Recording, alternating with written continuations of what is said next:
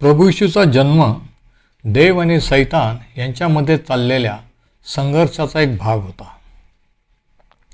सैतानाची कृत्ये नष्ट करावी यासाठी देवाचा पुत्र प्रगट झाला आणि तो जिंकला. पण आज आपण पाहू या संदेशात की कशा रीतीने सैतानाची कृत्य प्रभू येशूने नष्ट केली. या संदेश मालिकेचं नाव आहे प्रभू येशू ख्रिस्त जगात का आला आणि ह्या मालिकेतला आजचा हा तिसरा भाग आहे. आणि आजचा आपला विषय आहे येशू विजयी देण्यासाठी आला. Jesus came to give victory. आणि शास्त्रभाग आहे योहानाचे पहिले पत्र याचा 3रा अध्याय आणि वचनं 7 ते 15. आपण वाचूया. पहिले योहान 3 आणि वचनं 7 ते 15. मुलांनो, कोणी तुम्हास बळकवू नये. जसा तो नीतिमान आहे तसा नीतीने वागणारा ईसामही नीतिमान आहे. जो पाप करतो तो सैतानापासून आहे, कारण सैतान प्रारंभापासून पाप करीत आहे. सैतानाची कृत्ये नष्ट करावी यासाठीच देवाचा पुत्र प्रगट झाला. जो कोणी देवापासून जन्मला आहे तो पाप करीत नाही, कारण त्याचे बीज त्याच्यामध्ये राहते. त्याच्याने पाप करवत नाही, कारण तो देवापासून जन्मला आहे. यावरून देवाची मुले व सैतानाची मुले उघड होतात. जो कोणी नीतीने वागत नाही तो देवापासून नाही, व जो आपल्या बंधूवर प्रीती करीत नाही तोही नाही. जो संदेश तुम्ही प्रारंभापासून ऐकला तो हाच आहे की आपण एकमेकावर प्रीती करावी. जसा काईन त्या दुष्टाचा होता व त्याने आपल्या बंधूचा वध केला, तसे आपण नसावे. त्याने त्याचा वध कशासाठी केला? त्याची कृत्ये दुष्ट होती आणि त्याच्या बंधूची नीतीची होती, ह्यामुळे केला. बंधूंनो, जग तुमचा द्वेष करते याचे आश्चर्य मानू नका. आपण बंधू वर्गावर प्रीती करतो यावरून आपण समजतो की आपण मरणातून निघून जीवनात आलो आहोत. जो प्रीती करीत नाही तो मरणात राहतो. जो कोणी आपल्या बंधूचा द्वेष करतो तो नरसिंहक आहे आणि कोणाही नरहिंसकाच्या ठाई सार्वकालिक जीवन राहत नाही, हे तुम्हाला माहीत आहे. पहिले योहान 3 7 ते 15. आता ख्रिस्ताचा जन्म समय किंवा नाताळ समय हा शांतीशी संबंधित आहे. परंतु आपण जर शास्त्रात पाहिलं तर देव आणि सैतान यांच्यामध्ये असलेला संघर्ष किंवा युद्ध याचा एक भाग होता की प्रभू येशू ख्रिस्त जगात जन्मला. आणि याचं कारण तो जगात कशासाठी आला हे 8व्या वचनात आपण वाचलं की सैतानाची कृत्ये नष्ट करावी यासाठी देवाचा पुत्र प्रगट झाला. पण सैतानाची कृत्ये त्याने कशा प्रकारे नष्ट केली, कशी नष्ट केली, हे ह्या शास्त्रभागातून आपण पाहणार आहोत. आणि 4 प्रकारे त्याने सैतानाची कृत्ये नष्ट केली असं आपल्याला दिसून येतं. पहिला भाग त्याच्या जन्माने. ज्यावेळेस त्याने मनुष्य रूपाने या जगात जन्म घेतला त्यावेळेस त्याने सैतानाच्या हद्दीत किंवा सैतानाच्या राज्यात प्रवेश केला. कारण पवित्र शास्त्राचं सांगतं की सैतान ह्या जगाचा अधिपती किंवा देव आहे. त्याचा कंट्रोल जगावर, जगाच्या व्यवस्थेवर आहे. योहानाचे पहिले पत्र याचा 5वा अध्याय 19वा वचन बघा. आपण देवापासून आहो हे आपल्याला माहीत आहे. सगळे जग त्या दुष्टाच्या अधीन आहे. सगळं जग त्या दुष्टाच्या अधीन आहे असं शास्त्र सांगतं. आता प्रभू येशू ख्रिस्ताने एक दाखला सांगितला जो हे स्पष्ट करतो. आणि तो दाखला आपल्याला लूक शुभवर्तमानाच्या 11व्या अध्यायात आढळतो. लूक शुभवर्तमान याचा 11वा अध्याय आणि 2च वचनामध्ये त्याने हा दाखला सांगितलेला आहे. वचनं 21 आणि 22. आणि या ठिकाणी त्याने काय म्हटलं जरा ऐका. जेव्हा हत्यारबंद बलवान मनुष्य आपल्या वाड्याची रखवाली करतो तेव्हा त्याची मालमत्ता निर्भय राहते. पण त्याच्यापेक्षा बलवान असा एखादा मनुष्य त्याच्यावर येऊन त्याला जिंकतो तेव्हा ज्या शस्त्रसामुग्रीवर त्याने भरोसा ठेवला होता ती तो घेऊन जातो व त्याने लुटून आणलेली चीजवस्तू वाटून टाकतो किंवा वाटून घेतो. हा तो दाखला आहे. बलवान पुरुष आणि त्याच्यापेक्षा बलवान पुरुष. आता ह्या ठिकाणी बलवान पुरुष किंवा बळकट मनुष्य हा सैतान आहे आणि त्याच्यापेक्षा बलवान पुरुष हा देवाचा पुत्र प्रभू येशू ख्रिस्त आहे. आदामाने देवाची आज्ञा मोडल्यापासून सैतान ह्या जगावर राज्य करीत आलेला आहे बलवान पुरुष म्हणून. परंतु ज्यावेळेस प्रभू येशू ख्रिस्ताने प्रवेश केला त्याच्या घरात किंवा ह्या जगात, तो त्याच्यापेक्षाही बलवान होता आणि सैतानाला माहीत होतं की देवाचा पुत्र जगात येणार आहे. तो कोणाच्याद्वारे, कोणत्या देशातून, कोणत्या लोकातून येणार हे पण माहीत होतं. आणि म्हणूनच जेव्हापासून देवाने वचन दिलं होतं तेव्हापासून देवाचे लोक इस्रायल यांना नष्ट करण्याचा सैतान प्रयत्न करत आलेला आहे. कारण जर ते लोक नष्ट झाले तर देवाचा पुत्र त्यांच्यातून जगात येऊ शकणार नाही. आणि म्हणून त्याने देवाच्या लोकांना, इस्रायल लोकांना देवापासून दूर नेलं, पापात पाडलं, हर तऱ्हेने नष्ट करण्याचा प्रयत्न केला. परंतु तरीही देवाने त्यांना टिकवलं आणि त्याची योजना पूर्ण केली आणि प्रभू येशू ख्रिस्ताचं या जगात आगमन झालं. आता ह्या युद्धाची किंवा संघर्षाची सुरुवात खरं तर उत्पत्तीच्या 3ऱ्या अध्यायात आपण वाचतो. उत्पत्तीचं पुस्तक याचा 3रा अध्याय आणि याचं 15वं वचन जरा पाहू. या ठिकाणी आपल्याला आढळतं की देव आणि सैतान यांच्यातला संघर्ष का आणि केव्हा सुरू झाला. उत्पत्ती 3 आणि वचन 15. तू व स्त्री, तुझी संतती व तिची संतती यांच्यामध्ये मी परस्पर वैर स्थापेन. म्हणजे सर्पाची किंवा सैतानाची संतती आणि स्त्रीची संतती, ती तुझे डोके फोडील व तू तिची टाच फोडशील. म्हणजे पहा, तेव्हापासून हा संघर्ष सुरू झाला आणि प्रभू येशू ख्रिस्त देवाचा पुत्र जगात येऊ नये म्हणून सैतानाने आटोकाट प्रयत्न केले.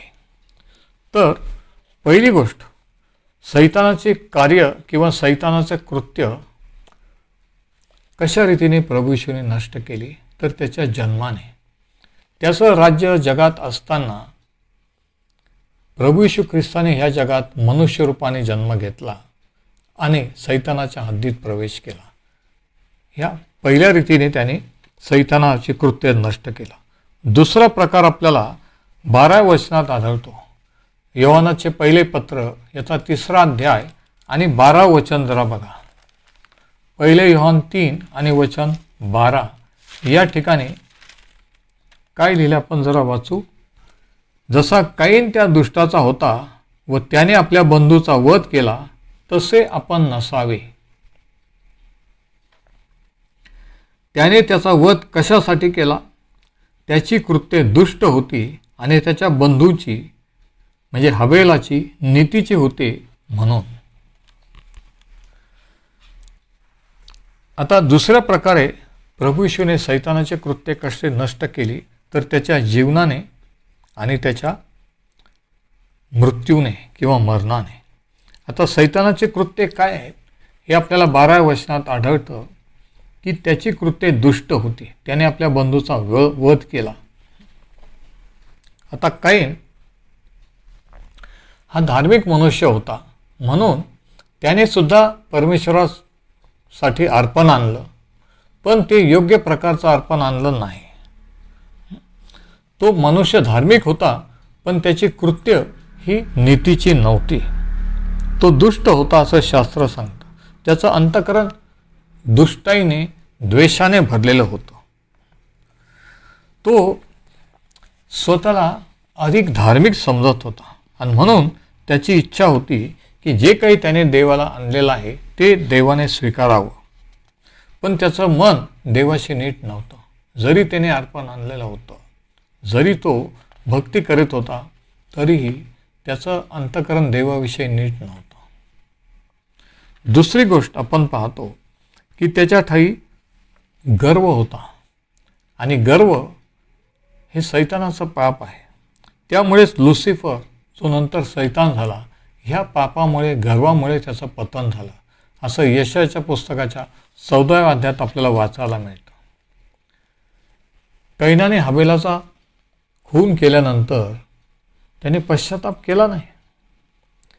उलट त्याला असं वाटलं, त्याची अपेक्षा होतं की देवाने त्याचं समर्थन करावं आणि त्याचं संरक्षण करावं. आणखी तिसरी गोष्ट आपण पाहतो की त्याच्यातही द्वेष होता. आणि प्रभू येशू ख्रिस्ताने म्हटलं की द्वेष करणं हे खून करण्यासारखं पाप आहे, खून करण्या इतकंच पाप आहे. आणखी एक गोष्ट अशी की त्याने फसवून त्याच्या भावाला शेतात नेलं आणि त्याचा मर्डर केला. म्हणजे त्याच्या ठाई फसवणूक होती. त्याने फसवून त्याच्या भावाचा हाबेलाचा वध केला. आता 8व्या वचनात जे सांगितलं की सैतानाची कृत्ये नष्ट करण्यासाठी देवाचा पुत्र प्रगट झाला. नष्ट याचा अर्थ असा की निष्क्रिय जे काही सामर्थ्य आहे ते काढून घेणं. आणि ज्यावेळेस प्रभू येशू ख्रिस्त वधस्तंभावर मरण पावला त्यावेळेस त्याने सैतान आणि त्याच्या दुरात्म्यांविरुद्ध उघड प्रदर्शन केलं आणि त्यांचं निशस्त्रीकरण केलं.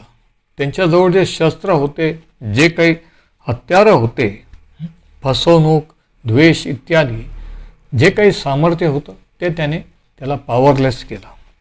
आणि अशा प्रकारे प्रभू येशूने वधस्तंभावर सैतानावर विजय मिळवला. की जो सत्ता अधिकार माणसाला फसवून त्याने स्वतःकडे घेतली होती ती प्रभू येशू ख्रिस्ताने परत त्याच्याकडून घेतली. आणि म्हणून ज्यावेळेस आपण प्रभू येशूवर विश्वास ठेवून त्याला आपल्या जीवनात स्वीकारतो, आपलं समर्पण करतो, त्यावेळेस सैतानाचा कायदेशीर अधिकार किंवा हक्क आपल्यावरचा नष्ट होतो.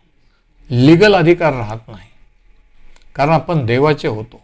आपण त्याच्या तावडीतून देवाच्या राज्यात आलेले असतो. म्हणजे सैतानाची कृत्ये ही खोटी धार्मिकता, गर्व, द्वेष, फसवणूक. आणि प्रभू येशू ख्रिस्ताने सांगितलं की हे सर्व जे सैतानाची मुलं आहेत त्यांचे हे गुणधर्म आहेत. कारण प्रभू येशू ख्रिस्ताने देवाची धार्मिकता, नम्रता, प्रीती आणि सत्य हे आपल्यासाठी जगात आणलं. तर दुसऱ्या प्रकारे कशा प्रभू येशू ख्रिस्ताने सैतानाची कृत्ये नष्ट केली तर त्याच्या जीवनाने आणि त्याच्या वधस्तंभावरील मरणाने. आता तिसरी गोष्ट कशा प्रकारे त्याने सैतानाचे कृत्य नष्ट केले. आपण जो दाखला वाचला की एक बलवान पुरुष जो आपला घर राखीत आहे आणि त्याच्यापेक्षा बलवान पुरुष येऊन त्याच्यावर हल्ला करतो आणि त्याच्याजवळचं जे आहे ते लुटून घेतो. आता तो बलवान पुरुष सैतान आहे आणि त्याच्यापेक्षा बलवान पुरुष प्रभू येशू ख्रिस्त आहे हे ध्यानात ठेवा. आणि प्रभू येशू ख्रिस्ताने ज्यावेळेस वधस्तंभावर मरण पावला त्यावेळेस त्याने सैतानाने जे काही लुटून नेलेलं होतं, जे देवाची निर्मिती आपण मानवजात लिगली कायदेशीर आपण देवाच्या असताना त्याने फसवणूक करून आपल्यावर जो अधिकार करून ओलीस ठेवलेलं होतं प्रभू येशू ख्रिस्ताने त्याच्या रक्ताने मुक्त केला. आणि जे लुटून नेलेलं होतं त्याच्या घरातलं म्हणजे जगातलं म्हणजे मानवजात ते त्याने परत मिळवलं.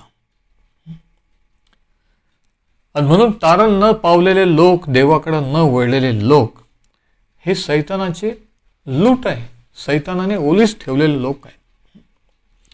म्हणून ज्यावेळेस आपण अशा लोकांना सुवार्थ सांगायला जातो, त्यांच्यासाठी प्रार्थना करतो, काय होतं की ते विरोध करतात, ते लगेच विश्वास ठेवत नाही, स्वीकारत नाही आणि मग ते युद्ध सुरू होतं. आणि हेच ज्यावेळेस पावलाला देवाने पाचारण केलं त्यावेळेस पावलाला काय सांगितलं आपण जरा वाचू की येशू ख्रिस्ताची सुवार्ता गाजवणे किंवा एखाद्याला सुवार्ता सांगणं म्हणजे ॲक्च्युली काय असतं जरा ऐका. प्रेषितांची कृत्याचा 26वा अध्याय आणि 28वा वचन, 26वा अध्याय आणि 18वा वचन. प्रेषित 26 आणि 18 या ठिकाणी ज्यावेळेस प्रभू येशू ख्रिस्ताने पावलाला सेवेसाठी पाचारण केलं तेव्हा त्याला काय सांगितलं जरा ऐका. त्यांच्याकडे मी तुला पाठवतो यासाठी की त्यांनी अंधारातून उजेडाकडे व सैतानाच्या अधिकारातून देवाकडे वळावे. सुवार्तेचा उद्देश काय आहे जरा ऐका, की लोकांनी अंधारातून उजेडाकडे किंवा प्रकाशात यावं आणि सैतानाच्या राज्यातून देवाच्या राज्यात यावं. आणि पुढं काय लिहिलंय बघा, म्हणून तू त्यांचे डोळे उघडावे. ज्यावेळेस देवाच्या वचनाची सुवार्ता सांगितली जाते किंवा गाजवली जाते त्यावेळेस काय होतं की जे विश्वास ठेवतात त्यांचे डोळे उघडतात, ते अंधकारातून देवाच्या प्रकाशाच्या राज्यात येतात, ते सैतानाच्या अधिकारातून देवाच्या राज्यात येतात. म्हणून तो काय म्हणतो, त्यांच्याकडे मी तुला पाठवतो यासाठी की त्यांनी अंधारातून उजेडाकडे व सैतानाच्या अधिकाराकडून देवाकडे वळावे. म्हणून तू त्यांचे डोळे उघडावे आणि त्यांना पापांची क्षमा व्हावी व मजवरल्या विश्वासाने पवित्र झालेल्या लोकांमध्ये वतन मिळावे. विश्वास ठेवलेल्यांना काय होतं, पापांची क्षमा होती आणि जे वतन देवाने राखून ठेवलेलं आहे ते प्राप्त होतं. आणि लक्षात घ्या की हे वतन प्रकाशाच्या राज्यात आहे, अंधकाराच्या राज्यात नाही. म्हणून सुवार्ता ऐकून आपण विश्वास ठेवल्यावर आपण अंधारातून प्रकाशाच्या राज्यात येतो आणि मग आपलं वतन मिळवायला आपण पात्र किंवा क्वालिफाईड ठरतो. आणि हेच कलसीकरास पत्र याच्या पहिल्या अध्यायाच्या 13व्या वचनात पावलाने कलसीकरांना लिहिलं की त्याने आपल्याला अंधाराच्या सत्तेतून काढून त्याच्या प्रिय पुत्राच्या राज्यात आणून ठेवलेले आहे. म्हणजे प्रभू येशू ख्रिस्त जो बलवान पुरुषापेक्षाही बलवान मनुष्य ज्या दाखल्यात सांगितलेला, तो जेव्हा या जगात आला तेव्हा त्याने शैतानाची शस्त्र सामुग्री ही काढून घेतली, त्याला निशस्त्र केलं, पॉवरलेस केलं आणि त्याने ज्यांना ओलीस ठेवलेलं होतं त्यांना मुक्त केलं. इथे विशेष आहे. आणि हेच इफिसकरांना लिहिताना पाऊल काय लिहितो आपण जरा वाचू. इफिसकरास पत्राचा 4था अध्याय आणि 8वं वचन ऐका. इफिस 4 आणि वचन 8. यास्तव तो म्हणतो, त्याने उच्च स्थानी आरोहण केले तेव्हा त्याने पाडाव केलेल्यांना कैद करून नेले. पाडाव केलेल्यांना अंडरलाईन करा. आणि हे पाडाव केलेले कोण? सैतानाच्या अधीन जे आहेत ते देवाकडे न वळलेले, तारण न झालेले लोक हे सैतानाने पाडाव केलेले लोक असतात. ऐकून घ्या. त्याने पाडाव केलेल्यांना कैद करून नेले आणि मनुष्यांना दाने दिले.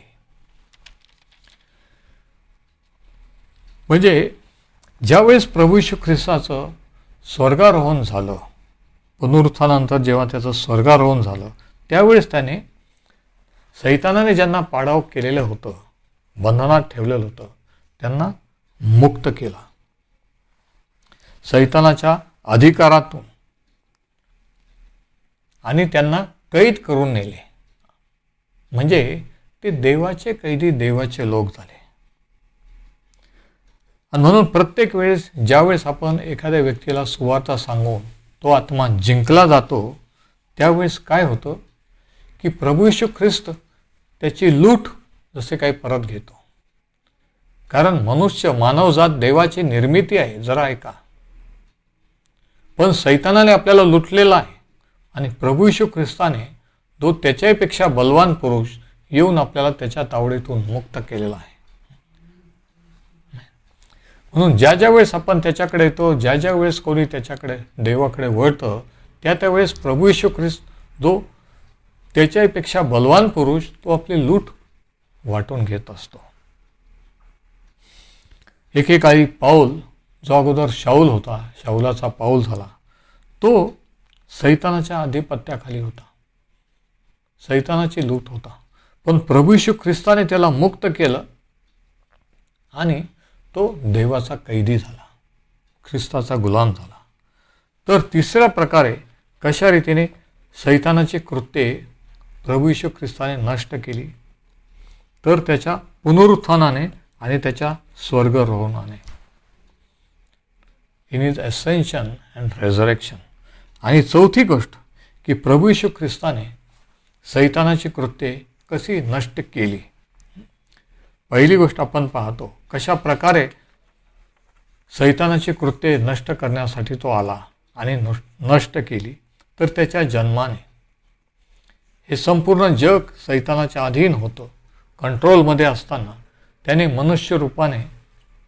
मनुष्यरूप धारण करून ह्या जगात जन्म घेतला आणि सैतानाच्या हद्दीत त्याच्या राज्यात प्रवेश केला.